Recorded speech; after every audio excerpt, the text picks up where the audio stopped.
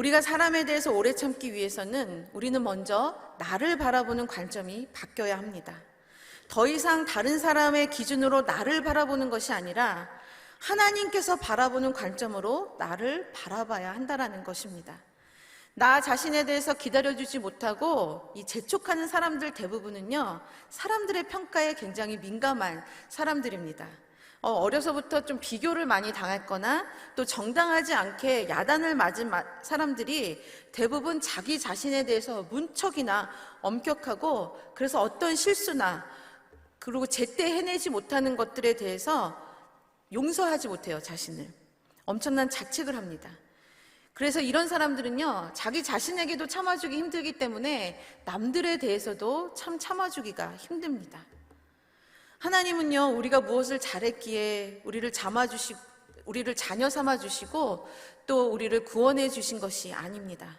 하나님의 형상으로 만들어진 우리 존재 자체를 기뻐하시고 사랑하셨기 때문에 우리를 존중하고 참아주신 것입니다. 그러므로 우리는 우리 자신을 바라볼 때 나는 너무나 부족한 엄마의 딸이야. 나는 부끄러운 아빠의 아들이 아니라 예수 그리스도를 내어주시기까지 나를 사랑하시는 그 하나님의 존귀한 자녀로 나를 바라보시며 잠잠히 기다려주시는 우리 성도님들이 되셨으면 좋겠습니다. 다른 사람에 대해서 오래 참기 위해서도 우리는 그들을 바라보는 관점이 달라져야 합니다. 우리가 사실요, 이렇게 훅 지나가서 나를 어떤 사람이 쳤다 해도 그 사람에 대해서 오래 참아줄 이유는 전혀 없습니다. 왜냐하면 그냥 한번 보고 지나가면 되기 때문입니다.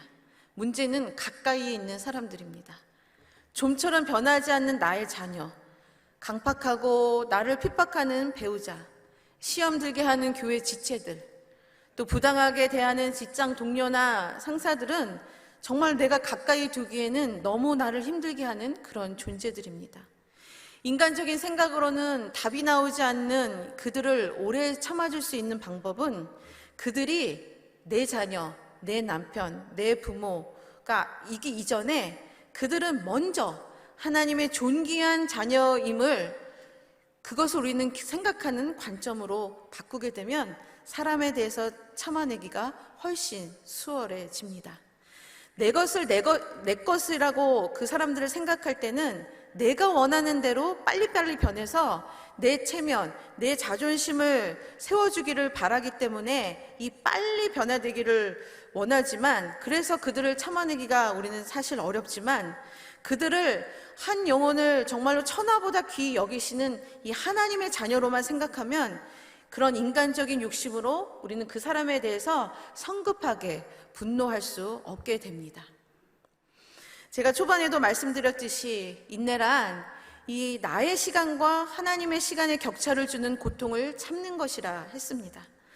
가까이 있는 그 사람만 보면 이 마음에 안 드는 점이 눈에 항상 띄고, 그리고 상처받았던 슬픈 마음, 나를 힘들게 했던 그 아픈 기억들 때문에 더더욱 오래 참는 것이 어렵게 느껴집니다.